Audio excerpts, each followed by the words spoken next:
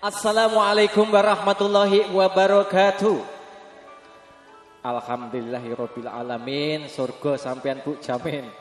Wa idza quri'al Qur'anu fastami'u la'allakum turhamun. Shadaqallahu adzim. Nggih kula ngaturaken sugeng siang sugeng rawuh. Saderengipun kula ngaturaken puji lan puji syukur dhumateng Gusti Allah Subhanahu wa taala. Mbok bilih ing dalem menika panjenenganipun Bapak Kardi, dalem panjenenganipun Ibu Suyanti nggih hajat nggih menika mantu putri ingkang putra ingkang asma Hari Wiyanto kadang panjenenganipun Mbak Rini Rahayuningsih putra saking panjenenganipun Bapak Purwanto kala panjenenganipun Ibu Karni.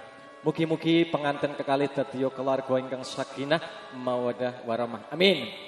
Lagi Bapak Ibu para rawuh kakung sinebut ingkang satu kinurmatan nggih papanggen malih para kadang seniman seniwati lumantar saking Campursari mulya laras.